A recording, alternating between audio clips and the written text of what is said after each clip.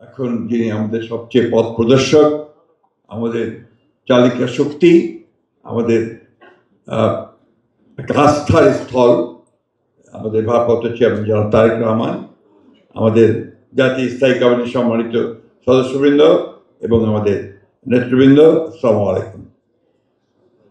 মাসটা হচ্ছে নভেম্বর মাস। এই মাসটি আমাদের কাছে অত্যন্ত গুরুত্বপূর্ণ, কারণ এই মাসে 7ই নভেম্বরে 50 বছর আগে আমাদের এখানে একটা সিপাহী জনতা বিপ্লব হয়েছিল। সেই বিপ্লবের মধ্য দিয়ে আমাদের দলের প্রতিষ্ঠাতা, আধুনিক বাংলাদেশের রূপকার, স্থপতি, স্বাধীনতার ঘোষক শহীদ প্রেসিডেন্ট জিয়া রহমানের রাজনীতিতে পদার্পণ করেছিলেন। এই মাসটা আমরা সবসময় আপনার অত্যন্ত গুরুত্বপূর্ণভাবে দেখতে চাই। এবার আরো বেশি করে গুরুত্বপূর্ণ দেখতে চাই এই জন্যে যে 50 বছর পূর্তি হয়েছে ওই দিনটি। এই কারণে বলছি যে শহীদ প্রেসিডেন্ট জিয়া রহমান আসার পরেই বাংলাদেশে কিন্তু পুরো চেহারা বদলে গিয়েছিল। আমরা নতুন একটা বাংলাদেশ দেখতে পেয়েছিলাম। আজকে যে সংস্কারের কথা বলা হচ্ছে, সেই সংস্কারের শুরুটা কিন্তু শহীদ প্রেসিডেন্ট জিয়া রহমানের হাত দিয়েই। তিনি একদলীয় শাসন ব্যবস্থা, বাকশাল থেকে বহুদলীয় শাসন ব্যবস্থায় গিয়েছিলেন, গণতান্ত্রিক একটা ব্যবস্থায় গিয়েছিলেন। তিনি গণমাধ্যমের পূর্ণ স্বাধীনতা দিয়েছিলেন, স্বাধীনতার পূর্ণ বিচার বিভাগের পূর্ণ স্বাধীনতা দিয়েছিলেন, অর্থাৎ একটা পূর্ণ গণতান্ত্রিক ব্যবস্থায় গিয়েছিলেন। টানা তৃতীয়বার অর্জন করেছে দেশের সেরা সুপার ব্র্যান্ড স্বীকৃতি বসুন্ধরা টিস্যু। তার সময় কিন্তু আমাদের অর্থনৈতিক ক্ষেত্রেও সম্পূর্ণ নতুন সংস্কার নিয়ে নতুন কাজ শুরু হয়। একটা বদ্ধ অর্থনীতি থেকে আমরা একটা উন্মুক্ত অর্থনীতিতে, একটা ফ্রি মার্কেট ইকোনমি থেকে উপস্থিত হয়েছিলাম তার নেতৃত্বে।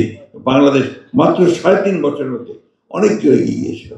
দেশনেত্রী Begum Khaleda Zia presidential form of government থেকে পার্লামেন্টারি ফর্ম অফ গভর্নমেন্টে নিয়ে এসেছিলেন।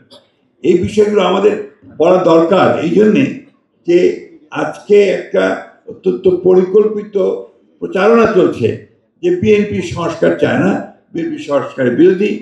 বিএনপি হচ্ছে সেই দল যে দল সবচেয়ে আগে সংস্কারের কথা বলেছে, কাজ শুরু করেছে এবং আধুনিক বাংলাদেশ গড়ার ক্ষেত্রে অগ্রণী ভূমিকা পালন করেছে। আমি ধন্যবাদ জানাতে চাই আজকে আমাদের মিলাদ সাহেবকে এবং তার আমাদের সহকারী সাহেব খানকে, যে তারা এই নতুন যে গেটওয়ে, আপনার ডিজিটাল গেটওয়ের ব্যাপারে উদ্যোগ নিয়ে তারা এই কাজটি শুরু করেছেন অনেক আগে, বেশ আগে। তা বেটার লেট দেন নেভার, শেষ পর্যন্ত এটা আপনার চেহারা দেখতে পেল। সেই জন্য আমি আন্তরিকভাবে তাদেরকে অভিনন্দন জানাই। একটা কথা কি যে আমাদের জেনারেশন, যেটা কিছুক্ষণ আগে দাদা বলেছেন, আমাদের জেনারেশন আমরা কিন্তু কিছুটা এই নতুন প্রযুক্তিতে অশিক্ষিত জেনারেশন। আমার নাতি আমার চেয়ে অনেক ভালো জানি আপনার কিভাবে আপনার এসব চালাতে হয়। এটা বাস্তবতা, দ্যাটস দ্য ট্রুথ। এটা আমার বিশ্বাস আমাদের যারা আপনার একেবারে নতুন প্রজন্ম যারা আসছে তারা এই ব্যাপারটাকে আরো অনেক আন্তরিকভাবে নেবেন, তারা এটাকে অনেক বেশি করে মানুষের কাছে, আমাদের জনগণের কাছে ছড়িয়ে দেবে। যুগটাই হচ্ছে আপনার প্রযুক্তির যুগ।